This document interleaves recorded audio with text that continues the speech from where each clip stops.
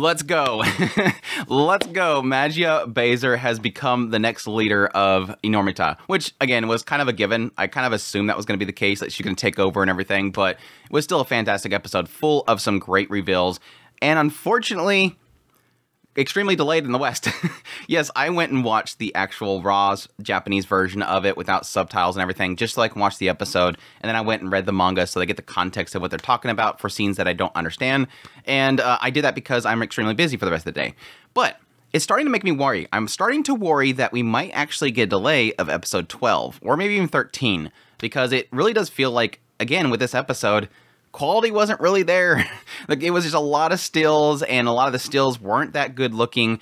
And I actually preferred reading the manga, because if I'm going to see stills, I might as well see the great art of the mangaka, which, yes, by this point, this mangaka just goes nuts. Like, it goes from like a pervy magical girl show in the manga to, like, from here on is just crazy, like, shonen battles and everything. So it's actually like a preferred thing if you're just looking for the style of it itself. But still, that aside, Utena Seiyu, as per usual, carries it. And yes, we got a lot of really big reveals in this episode that I'm really looking forward to talking about. But yes, opening up the episode, we have... let's start off with the fight between Kiwi and Gigant, or whatever you want to call her. Again, kind of showing the fact that, yes, Leopard Kiwi has been presumably hiding this power. Now, they don't 100% clarify it, but the entire battle, Gigant's going, oh, that's why you've not been using this power. You can't control it. Because, yeah, Leopard's going crazy, and then she's spitting up blood. But Gigant is saying you can't control the power, and that's why you haven't been using it. But Leopard kind of brushes it off, like, no, that's not the case. So it doesn't necessarily specify that that was the reason that she can't control it. It could be that her ability just harms her. Maybe, in general, her ability is like a give-and-take system, not necessarily that she can't control it. Now, yes, you could presume that she just literally can't control it. That's why she doesn't use it at all. It harms her. But yes, my other prediction was a possibility of her not wanting to use it because she thinks that Baser might think it looks ugly. But that doesn't explain why she never used it on Baser herself. Again, she's never been using this power. Even when she first was going to take down Utena, she didn't use it. So presumably, again, even then, it wasn't that she wasn't using it because it was like, it looked bad. It could be specifically that she just didn't know how to control it, or she has gotten stronger over time, which is what we're kind of getting into with the later parts of this episode, that Vena kind of reveals that their nature, they're getting stronger. Which, yeah, it was kind of my assumption way back there when we were seeing the star system and everything like that, and the fact that Utena was getting a crap ton more. Even in this episode, she literally has 14 total, like 7 on each cheek. Now, I was going back and forth for some reason, which was weird, but again, I chop it up as the studio's just... they're having a hard time. They're having a hard time with this episode. But yes, they keep fighting. Eventually, she takes down Gigant, and she says, "Stop faking your tears. I'm gonna make you cry for real. Apologize." And then eventually, yes, like with all these cannons on her, finally, Sister's like, "No, okay, I'm sorry. And then she passes out and faints because she thinks she's gonna die. But that was interesting. But yes, additionally, later on, we have them all kind of going to flee, and then at some point, Alice's powers is fainting because she's falling asleep. And yes, Tres Magia shows up. They come into the rescue, and thankfully they don't recognize them. So they kind of just say, oh, you're the last ones to leave. Get out of here. Go, run. And then as they're facing off against these things, of course, you have like the crews going, wait, Tres Magia can't beat them. They're like invincible. Vena said they're like literally invincible. But Azul awakens to her new power, which we've been kind of building up to for what, like 3 episodes at this point. Azul trying to find some new power. Now, it was interesting because she was going to find a new weapon, but it never showed a weapon. It just showed that she awakened to this La Veritas.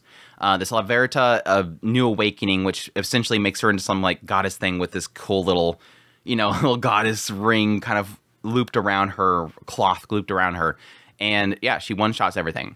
So, again, doesn't show that she has a new weapon, but she has gained a new power. She has gotten to this next step, this new level, which again seems to coincide with what Utena did. Like, as Magia Baser, she got this new look, and she got the longer hair and everything like that, which kind of signifies the idea that she has gotten stronger. But we'll see. Again, I'm very curious if things like, I don't know, Sulfur with her big fist things is that an actual step up awakening? Is Leopard and her going into this, cat outfit, is that her second form? They just don't know how to classify it, I guess. That's the big question mark. But that all aside, yes, let's get into the meat and potatoes. The fight between Utena and Lordy Normie, which, yes, like I said, quality-wise, not really there, but still, as always, the Seiyu just absolutely nails it. I'm actually looking forward to her next roles.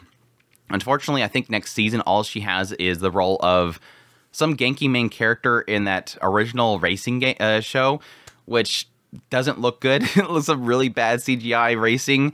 Definitely not to have the quality of Overtake. Don't get me wrong. But anyways, yes, they're fighting, and eventually she's being beat. Utena's being beat. And I love this because it's always like this aspect of like, it's not so much that Baszler is weaker than Normie. It's just an aspect that she doesn't have inspiration. She has nothing to inspire her, which, yes, makes sense to every single fight that Baszler gets into. Every fight that Utena has, at some point, she gets an inspiration to do something to the other person. Then she gets excited.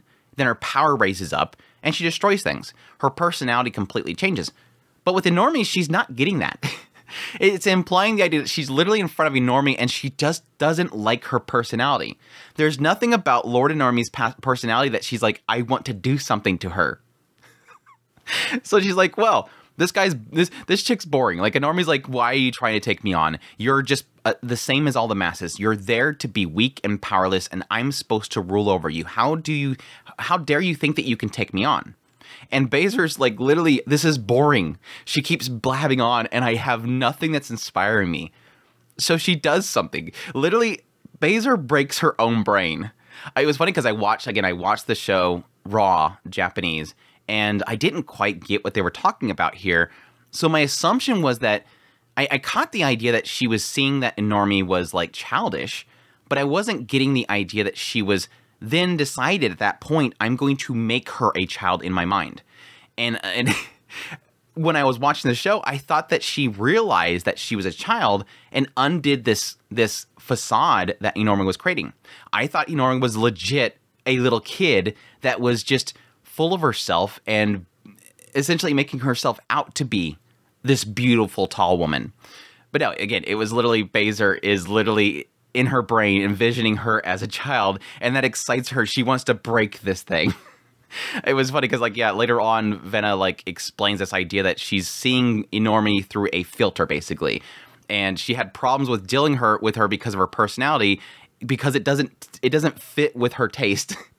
She's not cute. She's not pretty or anything like that. She's just blah. So she's like, she had to twist her image in her brain just to change her into something that excites her. And that's literally what she did. Something that was worth humiliating. And it was this little kid that had like this high and mighty attitude. That's what she wanted to break. This cute girl that was seemingly strong. That excites her. So yeah, that was great. Just completely unlocks her power. Again, awakens some new form of hers. She goes crazy. It was cool because they did kind of clarify here that it did seem like Lordy Normie's power was to use her whip to create monsters, whereas Baszler has always been to whip something to turn it into a monster that she can control. And so yes, having these two with similar powers, it turns into Baszler being able to essentially change the ownership of these things. I create and control. So she's essentially able to send it back at her. And yeah, everybody else shows up and they're like, what the hell did we just walk into? What the hell did we just walk into? And Baszler's like, oh, don't worry. You girls are good. Oh, that's good to know that you guys are safe. I'll be with you in a minute. Let me finish what I'm doing here. And yeah, that's when Vena explains the whole situation, that she's seen something different. I think even, it was Leverbloom, I think, was implying that she kind of seen that Baszler was seeing something different. And Vena's like, oh yeah, you see it too. She's not looking at her like it's a Normie. She's looking at her like she's something else. But yeah, that turns into the punishment. I like it. She's like, Normie's like, what the hell are you doing? Like, she takes her down, ties her down, and then starts spanking. What the hell are you doing? This is a fight. She's like, no, it's not a fight. This is punishment. You're gonna apologize for everything you did. Smack. That's not an apology. Keep going. You're gonna apologize. And yeah, eventually Normie gives in. She finally gives in. She says, you have nothing left. And then she gives in and apologizes and then leaves. And yes, this is where we get the next big reveal. Because yes, everybody's, reunited. Everybody's happy. Thankfully, Kiwi made it through it. She's like, yes, now I get my hotel, right? She just wants her hotel. But yes, over on the side, Vena confronts Enormi. Now here's the big reveal, and I'm still kind of mixed on what I think this is implying, but because for a while now, my assumption here is, again, everybody gets their power from Vats and Vena. And this power then awakens them, whether it be a magical girl or it be a villain or whatever. Their form, it doesn't matter. It's just they're getting power from them. But my assumption for the longest time in why Vena was essentially doing this with Utena and Kiwi and Korisu is that Vena was essentially trying to create a new set. Like Enormi, Loco, Sister, Nemo, or Libberbloom, those ones are failures, basically. I gave them power and they've never gotten stronger. Yeah, they're 3 stars and this one's a 4-star, but they're never getting stronger. And so Vena was trying something new in working with Utena, Kiwi, and Korisu. And the idea that those ones would have desires and natures that they can fuel themselves and get stronger. And the sign of that was essentially Utena. She was the one that was giving into her desires, and those desires were fueling her. Just like when she was fighting Enormi. She was essentially like bored, and thus she was powerless. But the moment that she envisioned Enormi as something that she wanted to humiliate, something that she wanted her use her fetish, suddenly she gets power. Suddenly she's a 14-star, basically, like 7 on each cheek. She is crazy powerful. That's what Vena wanted. And I think this even goes back to when Vena first met Korisu. Vena was talking to somebody. And I think that person that Vena was talking to was Gigant. Because remember, they were implying the idea that the Enormi and her group were out somewhere. And Vena was talking to somebody, saying, you know, it's all in my hand, it's going to work out, just to let things play through. And I think what it was, his sister was telling Vena, hey, we're out here, we're defeating all the magical girls, I mean, is this what you want? And Vena's like, pretty much, yeah, keep doing that over there, I'm still working over here, everything's going according to plan. I think at that point, Vena was trying to get a new crew. And then so when Enormi comes back, suddenly it's time to see if this new crew is better. Because it's no longer just a crew of people that are relying on my power, it's a crew of people that are getting stronger based on their own desires. And yes, that's what's implied here from Vena to Enormi is, yeah, these girls, they're different. All of them, their nature is what's powering them. You, specifically you, Enormi, I gave you all that power. I let you borrow my power, a large sum of my power, and that's why you were strong. The only reason you were a 4-star is because I let you borrow my power. And now that this new thing is doing good, you're disposable. Let's get rid of you. You're no longer appreciated. We don't need you anymore. You probably had fun though. You probably had plenty of fun. What my back and forth here is, which one is it? Is it the fact that essentially Vena has used some of their power to awaken, you know, Utena, and then Utena's own desire and nature is what powered up from that point beyond? Because yes, technically, again, every time that Utena transforms, she's weak. That could be the power that Vena gives her. So initially, that default I transform, that's Vena's power. Then beyond that, when she awakens to something that she wants to humiliate or whatever, that's when her nature comes in effect, and that's when she gets even more powerful. Or is it a case of Vena never gave Utena power? She just basically, you know, gave her the jewel to transform. Everything else is Utena. Here is your outfit, basically. There you go. And then Utena transforms, and then her own desires is what makes her stronger. Whereas somebody like Enormi, yes, gave her that little gem, but also gave her 4 stars of power. And so that's the difference between the two of them. So it does imply that technically other ones that were in Enormi's group were that same case. They're borrowed power. But maybe possibly Vena sees that, you know, Loco and Leverbloom, those two can possibly awaken to more power. But additionally, yes, Leopard and Alice, those are definitely two that are kind of following in Utena's footsteps. And again, plays into that theory that I had, that eventually all of them will grow in stars based on their own desires. Question mark that I still have is what are those desires going to be? I would assume, like with Leopard, which I don't think I've seen it, but I'm pretty shocked that I didn't see it, that at any point Leopard didn't gain more stars as she was desiring to finally be able to have that hotel with Utena. But again, it could be that's not what her desire actually is. Her true nature and her true desire, that might not be it.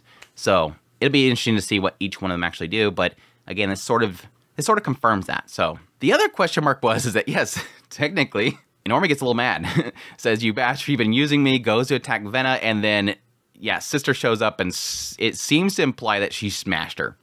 Got rid of her. Now, in the anime, it almost looked like the way that it cut over and it had that kind of look in Sister, it was almost like, did she grab her and eat her? Or was it like she just smashed her and got rid of her? But yes, I'm assuming they killed Inormi, question mark? I don't know. We'll see. But yeah, it would imply that because we didn't see Inormi after that point. They could have poured her out, smashed her and poured her out, or the fact that she consumed her or just crushed her and then jumped onto the back of Vena as they were leaving. It is the clearest question mark because, yes, as they go to leave here, or at least Vena does with Sister on her back, as Vena goes to leave, yes, says, good job, everybody. We should reward you. Immediately, Kiwi's like, hotel time. We need to have this base have a hotel. And yes, Vena's like, yes, sure, we'll do that. I mean, you deserve it. And then everybody else is like, wait, that's not what we want. But then, yes, assigns Utena as the new leader. So that'll be interesting. That'll be interesting to see what goes forward because it's funny because, again, what is Utena's desire? She likes the magical girls. She wants to protect the magical girls. Yes, she wants to humiliate them, but she wants to protect them. So at what point is Vena going to be okay with this? Is it bringing up the question mark, is Vena even after the destruction of the magical girls? Is Vena even after the destruction and the control of the world itself? Why would Vena want somebody like Magia Brazer to be the leader when domination is not what Brazer wants? There's two sides that I see. Or three sides, technically. The first one is that Vena knows that Brazer is way, way strong. So much potential. And then eventually, Brazer will be essentially corrupted by that power and then dominate the world. So I'm just going to feed into what Brazer wants now, and Brazer will continue to get stronger until the point where it's just no doubt she'll be corrupted and take over the world. Is it, too, that Vena never desired for world domination? It was just something to give them fuel to get stronger, and it's for something completely different? Or is it an aspect that all Vena desires is to destroy the reputation and the minds of the magical girls, thus destroying them in general, and sees that Brazer is doing that plenty? I don't know, there's multiple options here, and I'm really curious exactly what that's going to be. So it could technically play into what that original lie was that Vena said, was that I got driven from my home, and now I seek to get back at them. That could still be a truth. There could be some truth to it, just not the whole truth. It could be simply they did something bad and got driven out, unlike where it was implied that they were, mean against them because of how they looked and drove them out. It could be simply they did something wrong. I don't know. We'll see. Yeah, I love the fact that when Inormi's like, what the hell is it that you desire, Brazer? Like, were you trying to protect the masses? Are you seeking some sort of justice? And she's like, hell no, I'm Magia Brazer. That's for the magical girls to do. I ain't doing the magical girls job. I'm just legit. I'm Magia Brazer. Again, this Seiyu carries it. This Seiyu absolutely carries this show, but anyhow, that's my thoughts on episode 11 of Gushing Over Magical Girls. Hope you guys enjoyed this video. As always, if you did, make sure that like button down below. Comment, let me know what's thought of the episode. Additionally, if you're new to the channel, make sure that subscribe button to my content. I news, reviews, first impressions, top lists. If it's anime, it's pretty much here. Additionally, if you like this content and you want to support the channel more, I have a Patreon link, tips, links, super thanks, membership button down below. Greatly appreciate it, but it does. And y'all take care.